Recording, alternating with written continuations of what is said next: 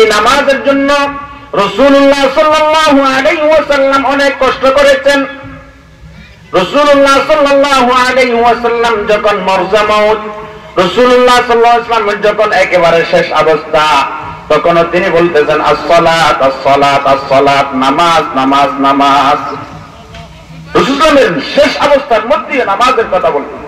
রাসূল ইসলাম যখন অসুস্থতা বেড়ে গেল, সাহাবায়ে কেরাম রিদওয়ানুল্লাহি তাআলা আনহুম আজমাইনকে নির্দেশ দিলেন, হে আমার সাহাবারা, আবু বকরকে বলো নামাজের ইমামতি করার জন্য। রাসূলুল্লাহ সাল্লাল্লাহু আলাইহি ওয়াসাল্লামের অনুপস্থিতির মধ্যে রাসূল নামাজ পড়াতে পারতেছে না, অসুস্থতা বেড়ে গেছে। ইমাম তো ছিলেন রাসূল। তো রাসূলুল্লাহ সাল্লাল্লাহু আলাইহি ওয়াসাল্লাম সিদ্দিকা আকবরকে নামাজ পড়ানোর জন্য বললেন, তিনি নামাজ পড়াচ্ছেন। হযরত আম্মা জান আয়েশা সিদ্দিকা রাদিয়াল্লাহু তাআলা আনহাকে বলেন, হে আয়েশা, তুমি আমাকে একটু ধরো, আমি গিয়ে দেখি আমার উম্মতরা কি করতেছে, আমার সাহাবারা কি করতেছে, কোন অবস্থায় আছে। রাসূলুল্লাহ সাল্লাল্লাহু আলাইহি ওয়াসাল্লাম আম্মা জান আয়েশা সিদ্দিকা রাদিয়াল্লাহু তাআলা আনহার কাঁধের মধ্যে বার করে মসজিদের দরজার মধ্যে আসলো।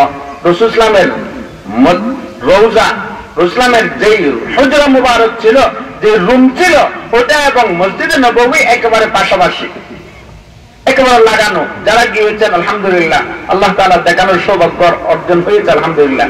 একেবারে পাশে তার এই ইসলামের যেই রওজা মুবারক আছে, ওইখানে এখন বর্তমান ইমামতি করা হয়। এর পাশে রাসূলুল্লাহ সাল্লাল্লাহু আলাইহি ওয়াসাল্লাম বলতেছেন, তুমি আমাকে নিয়ে যাও, আমি একটু আমার উম্মতরা কি করতেছে একটু দেখি। রাসূলুল্লাহ সাল্লাল্লাহু আলাইহি ওয়াসাল্লাম যখন মসজিদের দরজার মধ্যে আসলো, আসার পর একটু হাসলেন, আবার কান্না করলেন। প্রথমে হাসলেন, আবার কান্না করলেন। আম্মা জান আয়েশা সিদ্দিকা রাদিয়াল্লাহু তাআলা আনহা বলেন, ইয়া রাসূলুল্লাহ সাল্লাল্লাহু আলাইহি ওয়াসাল্লাম, আপনি প্রথমে হাসলেন, হাসার অর্থ মর্মার্থ তো আমরা বুঝি নাই, তার মর্ম কি, কোন কারণে হাসলেন। আবার একটু পর দেখলাম আপনি কান্না করলেন, কারণটা কি? তখন রাসূলুল্লাহ সাল্লাল্লাহু আলাইহি ওয়াসাল্লাম বলেন, হে আয়েশা, আমি যে হাসলাম, আমি হাসছি এই জন্য কারণ আমার উম্মতদেরকে আমি, আমার সাহাবাদেরকে আমি যে অবস্থায় দেখেছি, যখন আমার উম্মত, আমার সাহাবারা সিজদার মধ্যে যখন গিয়েছে, এই সিজদার মধ্যে যাওয়ার পর সিজদার মধ্যে আল্লাহ রাব্বুল আলামিনের কুদরতি পায়ের মধ্যে যখন সিজদা দিল, লুটে পড়ল, আমার খুবই খুশি লেগেছে।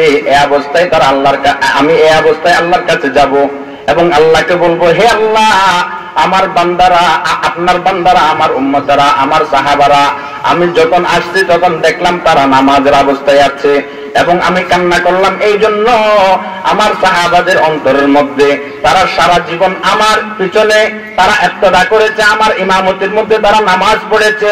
বর্তমান আজ কয়েকদিন হয়ে গেল আমি অসুস্থতার কারণে ইমামতি করতে পারতেছি না, তাদের অন্তরের মধ্যে একটা ব্যথা, এই ব্যথায় ব্যথিত হয়ে আমি কান্না করতেছি।